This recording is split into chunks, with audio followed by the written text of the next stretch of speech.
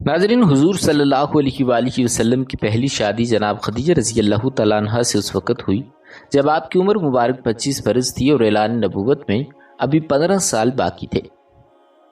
مکہ مکرمہ میں جناب خدیجہ کے ساتھ آپ نے تقریباً 28 برس گزارے اور یہی وہ واحد زوجہ ہیں جن کا وصال ہجرت سے پہلے ہوا۔ جناب خدیجہ رضی اللہ تعالیٰ عنہ کا وصال رمضان المبارک کی 10ویں تاریخ کو ہوا۔ ان کے انتقال کے بعد رسول خدا صلی اللہ علیہ وآلہ وسلم نے کچھ عرصے بعد جناب سودا رضی اللہ تعالیٰ عنہ سے نکاح فرمایا۔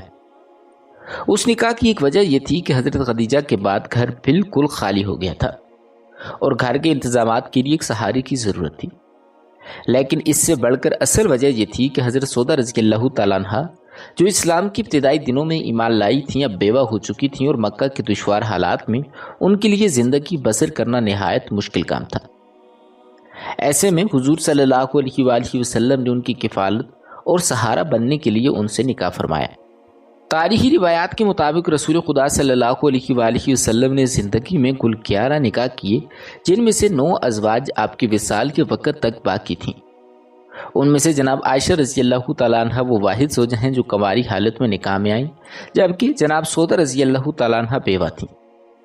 ان کا نکاح اور رخصتی ہجرت سے پہلے ہی مکمل ہوئے۔ یہی جناب سودا وہ بیوی ہیں جو ہجرت کے موقع پر رسول خدا صلی اللہ علیہ وآلہ وسلم کے ساتھ مدینہ منورہ پہنچی۔ دوسرے الفاظ میں ہجرت کے وقت آپ کی واحد زوجہ جو مدینہ میں آپ کے گھر میں داخل ہوئیں وہ حضرت سودا رضی اللہ تعالیٰ عنہ تھیں۔ پیغمبر اسلام صلی اللہ علیہ وآلہ وسلم کا تیسرا نکاح حضرت عائشہ بنت ابو بکر رضی اللہ تعالیٰ عنہما سے ہوا۔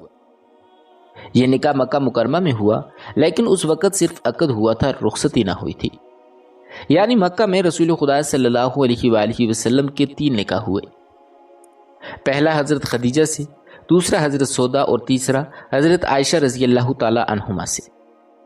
ان میں سے حضرت عائشہ وہ واحد خاتون تھیں جو اپنے والد کے گھر ہی میں رہیں اور مدینہ ہجرت کے بعد رخصتی عمل میں آئی۔ علماء کے مطابق اس تاخیر کی ایک وجہ یہ تھی کہ حضرت عائشہ اس وقت کم عمر تھیں۔ صحیح بخاری کی روایت کے مطابق نکاح کے وقت ان کی عمر 6 سال تھی، اسی لیے انتظار کیا گیا کہ وہ بلوغت کو پہنچ جائیں۔ روایات میں آتا ہے کہ رخصتی کے وقت حضرت عائشہ صدیقہ رضی اللہ تعالیٰ عنہا کی جو عمر تھی وہ 9 برس تھی، اور رخصتی کے وقت ان کی بڑی بہن حضرت اسماء بنت ابی بکر رضی اللہ تعالیٰ عنہ اپنی بہن کو لے کر رسول خدا صلی اللہ علیہ وآلہ وسلم کے گھر آئیں۔ اس موقع پر کچھ اور خواتین بھی ساتھ تھیں اور جس حجرے کو حضرت عائشہ کے لیے تیار کیا گیا تھا انہیں وہاں بٹھایا گیا۔ رسول خدا صلی اللہ علیہ وآلہ وسلم نے اس موقع پر دودھ کا انتظام بھی فرمایا۔ یوں حضرت عائشہ صدیقہ رضی اللہ تعالیٰ عنہ ام المومنین کی حیثیت سے رسول اللہ صلی اللہ علیہ وآلہ وسلم کے گھر میں آئیں اور امت کے لیے رہتی دنیا تک علم و دین کا سرمایہ بن گئیں۔ حضرت اسماء بنت ابی بکر رضی اللہ تعالیٰ عنہ ایک روایت بیان کرتی ہیں کہ جب حضرت عائشہ رضی اللہ تعالیٰ عنہ کی رخصتی کے موقع پر خواتین اکٹھی ہوئیں تو حضور صلی اللہ علیہ وآلہ وسلم نے مجھے بلایا اور فرمایا کہ یہ دودھ کا برتن لو اور سب عورتوں کو پلاؤ۔ میں برتن لے کر گئی اور ہر عورت کے پاس جا کر پیش کیا، لیکن سب نے تکلف میں کہہ دیا کہ ہمیں خواہش نہیں ہے۔ حضرت اسماء فرماتی ہیں کہ جب میں نے یہ بات نبی کریم صلی اللہ علیہ وآلہ وسلم کو بتائی تو آپ نے فوراً فرمایا کہ خبردار بھوک اور جھوٹ کو جمع نہ کرو۔ میں نے عرض کیا کہ یا رسول اللہ صلی اللہ علیہ وآلہ وسلم اگر کوئی شخص دل میں خواہش رکھے لیکن تکلف کے باعث زبان سے انکار کرے تو کیا وہ بھی جھوٹ شمار ہوگا؟ آپ صلی اللہ علیہ وآلہ وسلم نے ارشاد فرمایا کہ ہاں یہ بھی جھوٹ ہے۔ اگر تم کسی کے گھر جاؤ اور وہ کھانے پینے کی کوئی چیز پیش کرے تو تمہارا دل چاہتا ہو لیکن ظاہراً انکار کر دو تو یہ بھی اللہ کے نزدیک جھوٹ ہے اور اس پر پکڑ ہوگی۔ ناظرین، اس وقت پیغمبر اسلام صلی اللہ علیہ وآلہ وسلم کے گھر میں حضرت سودا رضی اللہ تعالیٰ عنہ پہلے سے موجود تھیں اور یوں 2 بیویاں ہو چکی تھیں اور کچھ عرصے بعد تیسری شادی حضرت ام سلمہ رضی اللہ تعالیٰ عنہ سے ہونے والی تھی، جس کی تفصیل آگے ہم آپ کو بتائیں گے۔ ناظرین، تاریخ کے مطابق ذی-قعدہ کا مہینہ گزرا اور ذوالحجہ کا آغاز ہوا تو مسلمانوں کو ایک بڑا صدمہ برداشت کرنا پڑا۔ پیغمبر اسلام صلی اللہ علیہ وآلہ وسلم کے نہایت قریبی صحابی حضرت عثمان بن مظعون رضی اللہ تعالیٰ عنہ کا انتقال ہو گیا۔ یہ وہ شخصیت ہیں جو حضرت خدیجہ رضی اللہ تعالیٰ عنہا کی تجارتی معاملات میں شریک کار رہ چکے تھے۔ اسلام قبول کرنے والوں میں ان کا 14واں نمبر تھا اور انہیں 2 مرتبہ ہجرت کا شرف ملا۔ پہلے ہجرت حبشہ میں شامل ہوئے اور بعد میں رسول خدا صلی اللہ علیہ وآلہ وسلم کے ساتھ مدینہ بھی ہجرت کی۔ علماء لکھتے ہیں کہ مدینہ میں مہاجرین میں سب سے پہلے وفات پانے والے یہی بزرگ تھے۔ بدر میں بعض مہاجر ضرور شہید ہوئے لیکن وہیں دفن کر دیے گئے، اور یوں طبی وفات پانے والے پہلے مہاجر حضرت عثمان رضی اللہ تعالی عنہ ہی ہیں۔ جب ان کی انتقال کی خبر رسول خدا صلی اللہ علیہ وآلہ وسلم کو ملی تو آپ خاص طور پر ان کی میت پر تشریف لائے۔ اس وقت غسل اور کفن مکمل ہو چکا تھا۔ حضور صلی اللہ علیہ وآلہ وسلم نے جھک کر ان کے چہرے کو بوسہ دیا، پھر آپ نے ان کی تدفین جنت البقیع میں کی اور حکم دیا کہ ان کی قبر پر پتھر کا نشان لگا دیا جائے تاکہ وقت گزرنے کے بعد قبر مٹ نہ جائے۔ روایات بتاتی ہیں کہ رسول خدا صلی اللہ علیہ وآلہ وسلم اکثر ان کی قبر کی زیارت کو آتے۔ کئی برسوں بعد جب 8 ہجری میں جب آپ صلی اللہ علیہ وآلہ وسلم کے صاحبزادے حضرت ابراہیم رضی اللہ تعالیٰ عنہ کا انتقال ہوا تو آپ نے ان کی تدفین بھی اسی قبرستان میں کی۔ اس وقت آپ نے فرمایا کہ بیٹے ابراہیم، میں تمہیں تمہارے عظیم بزرگ کے پہلو میں دفن کر رہا ہوں تاکہ تم ان کی برکتوں میں شریک ہو جاؤ۔ ناظرین، مدینہ منورہ ہجرت کے بعد حضرت عثمان رضی اللہ تعالیٰ عنہ نے خود کو اتنا زیادہ عبادت میں مشغول کر لیا کہ وہ مسلسل روزے رکھنے لگے اور راتیں نفل عبادت میں گزارنے لگے، اس حد تک کہ اپنی اہلیہ اور گھریلو ذمہ داریوں کے لیے بھی وقت نہ بچتا۔ ابتداء میں ان کی زوجہ نے صبر کیا، لیکن کچھ عرصے بعد وہ مجبور ہو کر بارگاہ رسالت میں حاضر ہوئیں اور کہنے لگیں کہ یا رسول اللہ صلی اللہ علیہ وآلہ وسلم، میرا ایک مسئلہ ہے۔ میرے شوہر انتہائی عبادت گزار ہو چکے ہیں کہ نہ میرے حقوق پورے ہوتے ہیں اور نہ اولاد کی طرف توجہ ہے اور نہ ہی روزمرہ کی ضروریات کی طرف۔ یہ سن کر آپ صلی اللہ علیہ وآلہ وسلم سخت جلال میں آئے۔ آپ صلی اللہ علیہ وآلہ وسلم بغیر جوتے پہنے ہی تیزی سے حجرہ مبارک سے نکلے اور حضرت عثمان کے پاس پہنچے اور فرمایا کہ اے عثمان، تم نے عبادت کا مفہوم کیا سمجھ رکھا ہے؟ کیا تم مجھ سے زیادہ عبادت گزار ہو؟ میں اللہ کا رسول ہوں، مجھے تم سے زیادہ عبادت کرنی چاہیے۔ میں بھی نماز پڑھتا ہوں، روزے رکھتا ہوں، لیکن بیوی کے حقوق بھی ادا کرتا ہوں، اہل و عیال کی دیکھ بھال بھی کرتا ہوں۔ عبادت کا مطلب یہ نہیں کہ انسان حقوق العباد کو فراموش کر دے۔ خبردار، یاد رکھو کہ نکاح میری سنت ہے اور جو میری سنت سے روگردانی کرے وہ چاہے کتنا ہی نمازی، روزہ دار یا حاجی کیوں نہ ہو، اس کا مجھ سے کوئی تعلق نہیں۔ ناظرین، اسی پس منظر میں ہمیں یہ بھی معلوم ہوتا ہے کہ رسول اللہ صلی اللہ علیہ وآلہ وسلم نے اپنی زندگی کے آخری حصے میں بھی نکاح فرمایا تاکہ امت کو یہ پیغام دے کہ نکاح نہ صرف عبادت ہے بلکہ ایک دائمی سنت بھی ہے۔ اس دور میں یعنی ہجرت کے دوسرے سال ذوالحجہ کے مہینے میں ایک اور عظیم واقعہ پیش آیا۔ وہ تھا حضرت علی کرم اللہ وجہ الکریم اور حضرت فاطمہ رضی اللہ تعالی عنہا کا نکاح۔ مورخین کے درمیان اختلاف ہے کہ یہ نکاح پہلی ہجری میں ہوا یا دوسری میں، لیکن زیادہ مستند قول یہی ہے کہ نکاح دوسری ہجری میں ہوا۔ بعض روایات کے مطابق نکاح اور رخصتی میں 1 ماہ کا وقفہ تھا، یعنی ذوالقعدہ میں نکاح ہوا اور ذوالحجہ میں رخصتی۔ اس وقت حضرت فاطمہ رضی اللہ تعالیٰ عنہ کی عمر 9 سال کے قریب تھی۔ رسول اللہ صلی اللہ علیہ وآلہ وسلم نے اپنی بیٹی کے نکاح کے ذریعے امت کو یہ تعلیم دی کہ بیٹی جب نکاح کی عمر کو پہنچ جائے تو بلا وجہ تاخیر نہ کی جائے۔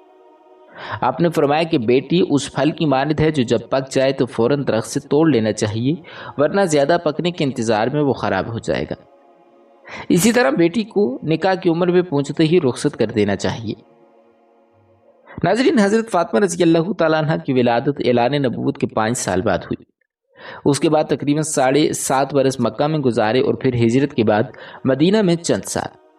اسی طرح فاطمہ رضی اللہ تعالیٰ عنہ 9 سال کی عمر کو پہنچیں، جو اس وقت زمانے میں بلوغت اور نکاح کے قابل ہونے کی عمر سمجھی جاتی تھی۔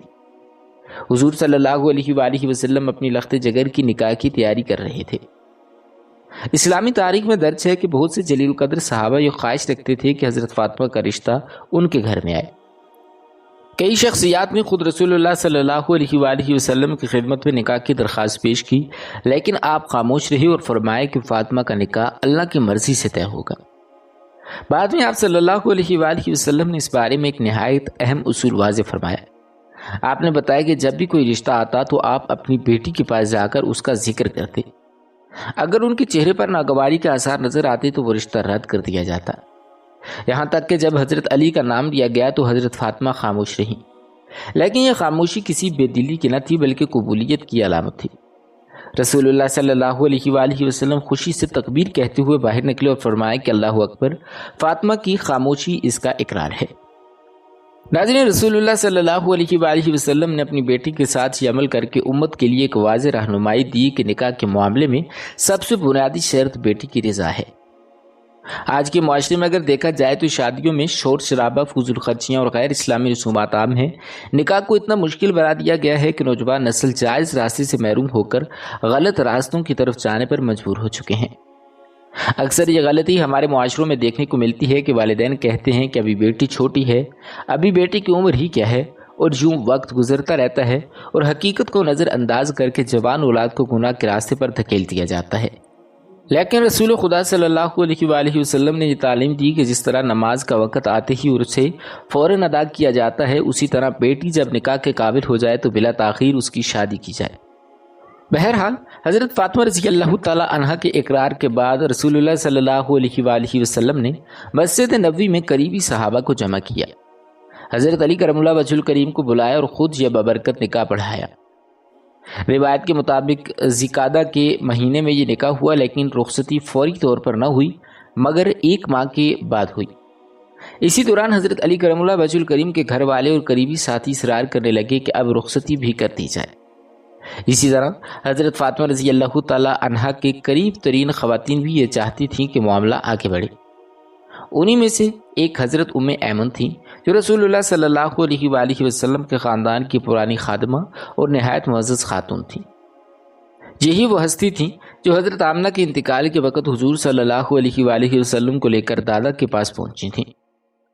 حضرت خدیجہ نے بھی اپنی بیٹی کے متعلق بعض وصیتیں انہی کے سپرد کی تھیں۔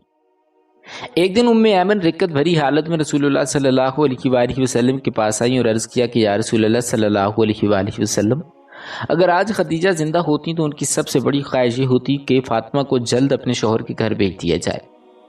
اسی دن حضرت علی کرم اللہ وجہ الکریم بھی خود نبی کریم صلی اللہ علیہ وآلہ وسلم کی خدمت میں حاضر ہوئے اور عرض کیا کہ یا رسول اللہ، میں سمجھتا ہوں کہ فاطمہ کی رخصتی کر دی جائے۔ یہ جملہ دراصل رسول اللہ صلی اللہ علیہ وآلہ وسلم حضرت علی کرم اللہ وجہ الکریم کی زبان سے سننا چاہتے تھے تاکہ قیامت تک کے لیے لوگوں کو یہ پیغام ملے کہ اسلام میں شادی کے بارے میں بات کرنا شرم کی بات نہیں۔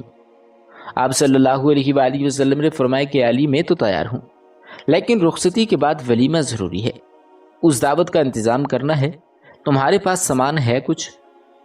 حضرت علی نے فرمایا کہ یا رسول اللہ صلی اللہ علیہ وآلہ وسلم، میرے پاس ایک تلوار، ایک گھوڑا اور ایک زرہ ہے۔ آپ صلی اللہ علیہ وآلہ وسلم نے فرمایا کہ تلوار اور گھوڑا مجاہد کے لیے ضروری ہیں، لیکن زرہ کی تمہیں کوئی ضرورت نہیں، اسے بیچ دو اور جو رقم ملے وہ میرے پاس لے آؤ۔ ناظرین، یہ واقعہ اس وقت کا ہے جب حضرت علی کرم اللہ وجہ الکریم کی عمر 24 برس تھی اور حضرت فاطمہ رضی اللہ تعالیٰ عنہا کی عمر 9 برس کے قریب تھی۔ حضرت علی نے رسول خدا صلی اللہ علیہ وآلہ وسلم کے فرمان پر اپنی زرہ بازار لے جا کر بھیج دی۔ اسے حاصل ہونے والے چند درہم لے کر آپ بارگاہ رسالت میں حاضر ہوئے اور وہ رقم رسول اللہ صلی اللہ علیہ وآلہ وسلم کے دست مبارک پر رکھ دی۔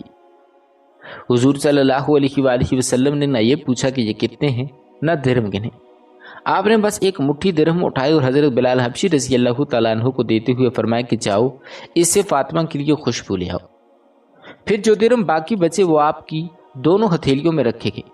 آپ نے مسکرا کر فرمایا کہ اے عمار یاسر، اے ابوبکر، یہ پیسے لے کر بازار جاؤ اور فاطمہ کے لیے کچھ ضروری گھریلو سامان خرید کر لاؤ۔ ناظرین، یہ منظر بتا رہا تھا کہ نبی کریم صلی اللہ علیہ وآلہ وسلم اپنی بیٹی کی نکاح اور رخصتی کو کس قدر سادگی کے ساتھ انجام دے رہے ہیں۔ نہ کوئی فضول خرچی، نہ رسومات اور نہ دکھاوا، صرف زندگی کی بنیادی ضروریات اور خوشبو جو محبت اور پاکیزگی کی علامت ہے۔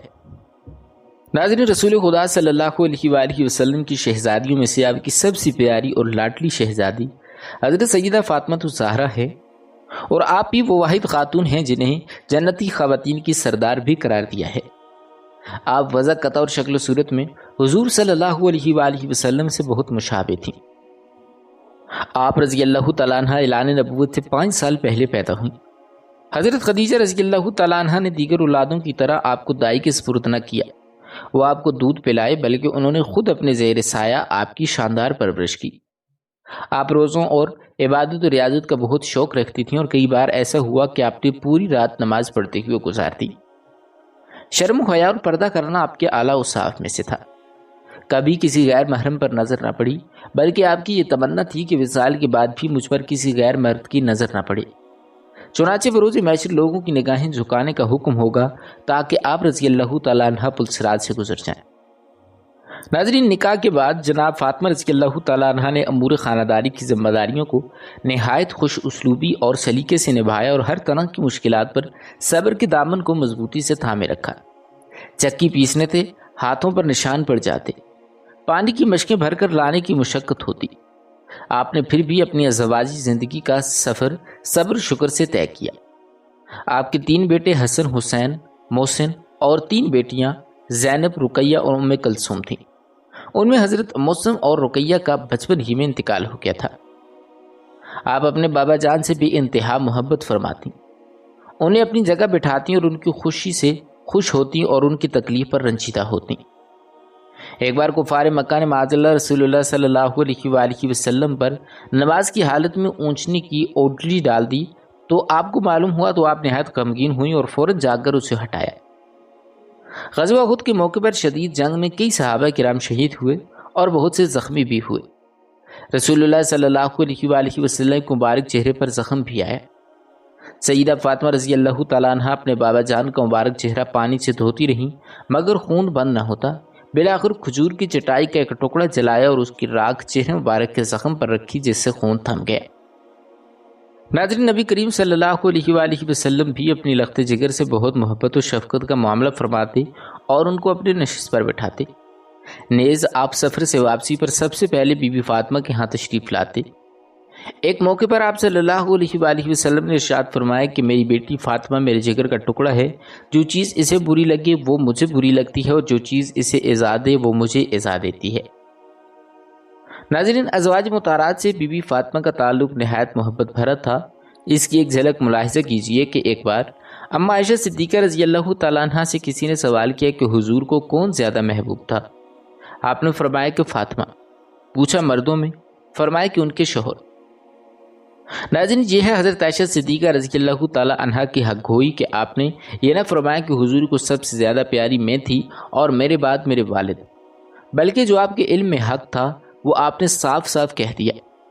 اگر یہی سوال حضرت فاطمہ زہرا رضی اللہ تعالیٰ عنہ سے ہوتا تو آپ فرماتی کہ حضور کو زیادہ پیاری جناب عائشہ تھیں اور پھر ان کے والد۔ معلوم ہوا کہ ان کے دل بالکل پاک و صاف تھے۔ آپ آقا کریم صلی اللہ علیہ وآلہ وسلم کی ظاہری پردہ فرمانے کے بعد حضور کی یاد اور فراق میں بے چین رہتی اور آخرکار حضور کی وفات کے 6 ماہ بعد 3 رمضان المبارک کو آپ اس جہاں سے رخصت ہو گئے۔ ناظرین، یہ جو اوپر ہم نے واقعات بیان کیے، ان واقعات سے 2 اہم باتیں سمجھ آتی ہیں۔ ایک یہ کہ نکاح اور رخصتی کے درمیان وقفہ رکھا جا سکتا ہے، شریعت میں اس پر کوئی پابندی نہیں، اگرچہ فوراً رخصتی کرنا بہتر ہے لیکن کچھ وقت گزرنے کے بعد بھی یہ جائز ہے۔ دوسرا یہ کہ نابالغ بچوں کے نکاح کی اجازت اسلام میں موجود ہے، لیکن اس کا فیصلہ ان کے سرپرست کرتے ہیں اور جب وہ بالغ ہو جائیں تو ان کی مرضی سے رخصتی عمل میں آتی ہے۔ یہی معاملہ حضرت عائشہ صدیقہ رضی اللہ تعالیٰ عنہ کے ساتھ بھی ہوا۔ نکاح ان کے والد حضرت ابوبکر صدیق رضی اللہ تعالیٰ عنہ نے ولی کی حیثیت سے کروایا اور مدینہ میں بلوغت کے بعد ان کی رضامندی سے رخصتی عمل میں آئی۔ ناظرین، یہاں ایک بات یہ بھی یاد رکھنی چاہیے کہ ہمیں اس زمانے کی سادگی کو مد نظر رکھنا چاہیے۔ آج کے دور کے حساب سے اگر دیکھا جائے تو جب حضور صلی اللہ علیہ وآلہ وسلم نے حضرت عائشہ کی آمد پر دودھ پیش کیا تو آج کے دور میں یہ معمولی سا لگتا ہے، لیکن 1400 سال پہلے دودھ یا کھجور بہترین ضیافت شمار ہوتے تھے۔ یہ تعلیمات ہمیں بتاتی ہیں کہ اسلام میں آداب ضیافت کی بنیاد سچائی اور اخلاص ہے۔ آج کے معاشرے میں یہ رواج عام ہو چکا ہے کہ دسترخوان پر تکلفاً انکار کر دیا جاتا ہے تاکہ کوئی لالچ نہ سمجھے، لیکن اسلام ایسی جھوٹی تہذیب کو پسند نہیں کرتا۔ ناظرین گرامی، یہ تھی ہماری آج کی ویڈیو۔ امید کرتے ہیں کہ آپ کو ہماری یہ ویڈیو ضرور پسند آئی ہوگی۔ اسی طرح کی مزید معلوماتی ویڈیوز دیکھنے کے لیے ہمارے چینل دانیال وائس کو ضرور سبسکرائب کیجیے گا۔ بہت جلد ایک نئی ویڈیو کے ساتھ ملتے ہیں، تب تک کے لیے اپنا خیال رکھیے گا۔ اللہ تعالیٰ آپ کا حامی و ناصر ہو۔